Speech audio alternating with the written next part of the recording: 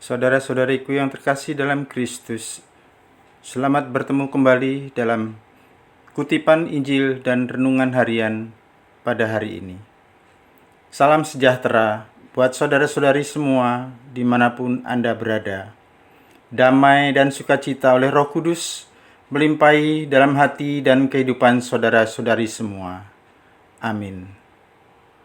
Saudara-saudari yang terkasih dalam Kristus, sebelum mendengarkan bacaan dan renungan pada pagi hari ini, marilah kita berdoa. Dalam nama Bapa dan Putra dan Roh Kudus. Amin.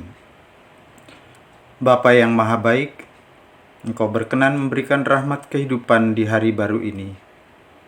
Kupersembahkan hidup dan segala rencanaku hari ini. Berkatilah aku dengan kuasa-Mu yang kudus.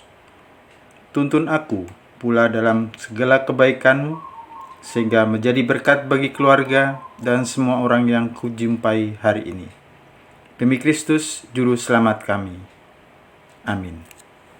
Bacaan pertama dikutip dari kitab Amsal bab 31 ayat 10-13, ayat 19-20, dan ayat 30-31.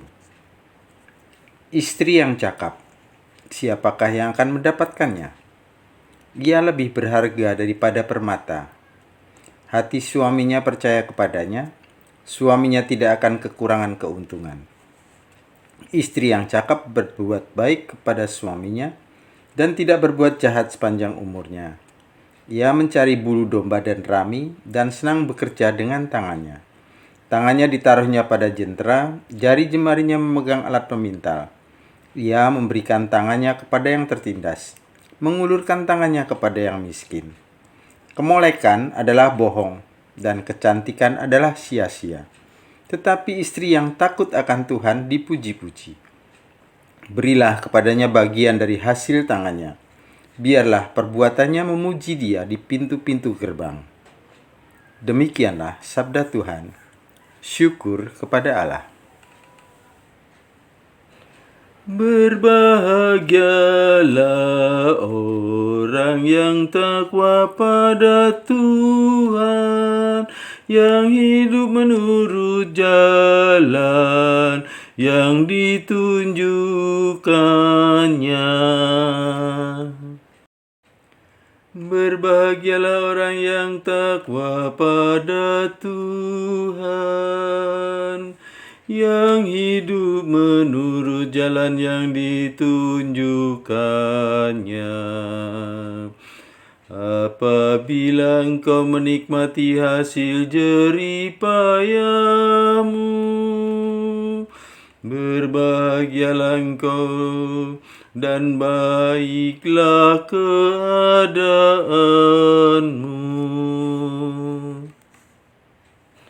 Berbahagialah orang yang takwa pada Tuhan, yang hidup menurut jalan yang ditunjukkannya. Istrimu akan menjadi laksana pohon anggur subur di dalam rumahmu. Anak-anakmu seperti tunas pohon zaitun di sekeliling mejamu. Berbahagialah orang yang takwa pada Tuhan, yang hidup menurut jalan yang ditunjukkannya. Sungguh demikianlah akan diberkati Tuhan orang laki-laki yang takwa hidupnya. Kiranya Tuhan memberkati engkau dari Sion, boleh melihat kebahagiaan Yerusalem seumur hidupmu. Berbahagialah orang yang takwa pada Tuhan, yang hidup menurut jalan yang ditunjukkannya. Bacaan kedua dikutip dari surat pertama Rasul Paulus kepada jemaat di Tesalonika, bab 5 ayat 1 sampai 6. Saudara-saudara, tentang zaman dan masa kedatangan Tuhan tidak perlu dituliskan kepadamu, karena kamu sendiri tahu benar-benar bahwa hari Tuhan datang seperti pencuri di waktu malam. Apabila mereka mengatakan bahwa semuanya damai dan aman, maka tiba-tiba kebinasaan menimpa mereka seperti seorang perempuan hamil ditimpa oleh sakit bersalin. Pasti mereka tak akan terluput. Tetapi saudara-saudara, kamu tidak hidup dalam kegelapan, sehingga hari itu tiba-tiba mendatangi kamu seperti pencuri. Karena kamu semua adalah anak-anak terang dan anak-anak siang.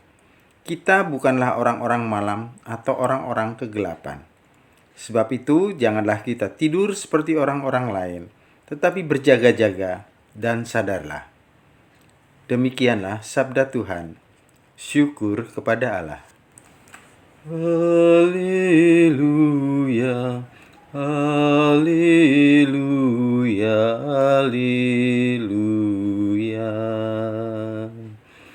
Tinggallah di dalam aku, dan aku di dalam kamu, sabda Tuhan. Siapa saja yang tinggal di dalam aku, dan aku di dalam dia, ia berbuah banyak. Haleluya, haleluya, haleluya. Semoga Tuhan beserta kita sekarang dan selama-lamanya.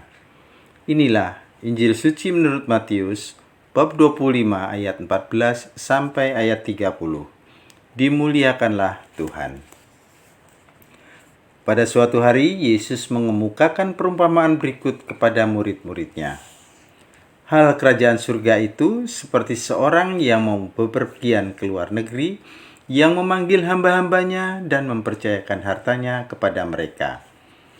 Yang seorang diberinya 5 talenta, yang seorang lagi 2, dan yang seorang lain lagi 1, masing-masing menurut kesanggupannya. Lalu ia berangkat. Segera pergilah hamba yang menerima 5 talenta itu. Ia menjalankan uang itu dan memperoleh laba 5 talenta. Hamba yang menerima 2 talenta pun berbuat demikian dan mendapatkan laba 2 talenta. Tetapi hamba yang menerima 1 talenta itu pergi dan menggali lubang di tanah, lalu menyembunyikan uang tuannya. Lama sesudah itu pulanglah tuan hamba-hamba itu, lalu mengadakan perhitungan dengan mereka. Hamba yang menerima 5 talenta itu datang dan ia membawa laba 5 talenta. Katanya, "Tuan, 5 talenta Tuan percayakan kepadaku. Lihat, aku telah memperoleh laba 5 talenta." Lalu kata tuannya kepadanya, "Baik sekali perbuatanmu itu, hai hambaku yang baik dan setia. Engkau telah setia memikul tanggung jawab dalam hal yang kecil.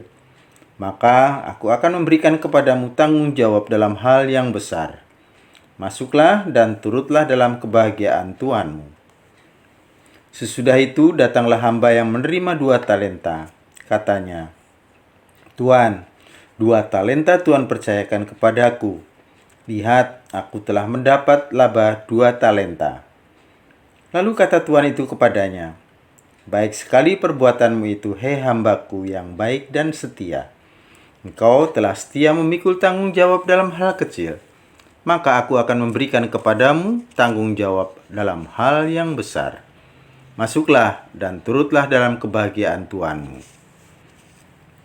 Kini datanglah juga hamba yang menerima 1 talenta itu dan berkata, "Tuan, aku tahu bahwa Tuan adalah orang yang kejam, yang menuai di tempat Tuan tidak menabur, dan memungut dari tempat Tuan tidak menanam.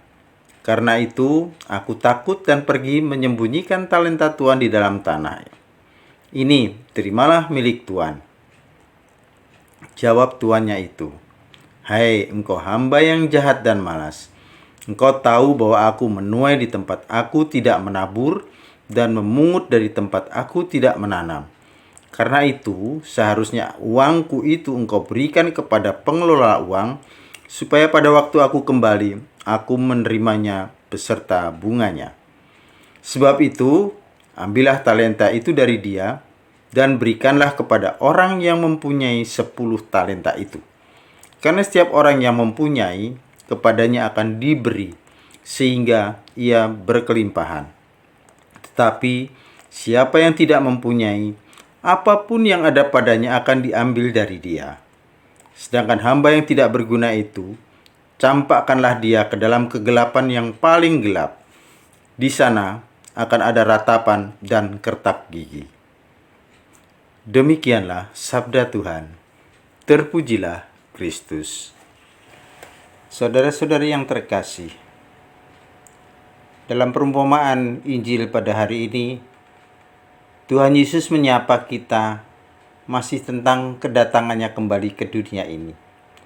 Yang mana pada perikop sebelumnya, Tuhan Yesus mengumpamakan tentang gadis yang bijaksana dan gadis yang bodoh. Bagaimana kesiapan kita dalam menantikan kedatangannya? Kemudian dalam nas ini Tuhan Yesus juga memberikan perumpamaan bahwa saatnya akan tiba, kita akan diperhadapkan di penghakimannya untuk mempertanggungjawabkan segala apapun yang Tuhan percayakan kepada kita di dunia ini. Dalam Injil ini diumpamakan kedatangan Yesus kembali ke dunia ini adalah seperti seorang tuan yang bepergian ke luar negeri dan mempercayakan seluruh hartanya kepada hamba-hambanya. Ada yang diberikan 5 talenta, ada yang 2 talenta, ada yang 1 talenta, masing-masing menurut kemampuannya.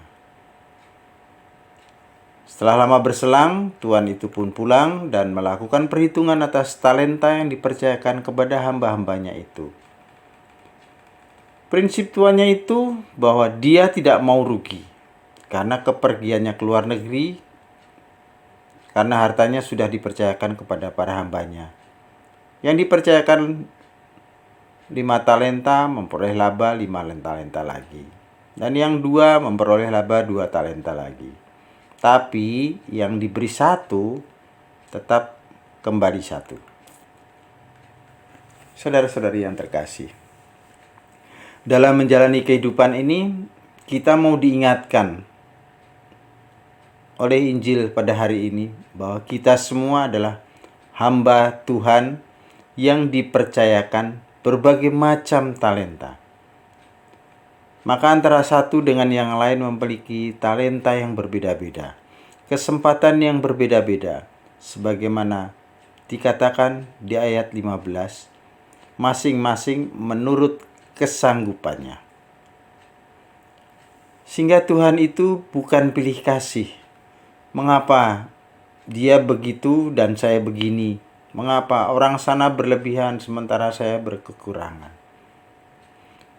Namun hal yang harus kita pahami bahwa Tuhan tidak akan memberikan kepada kita sesuatu yang tidak dapat kita pikul.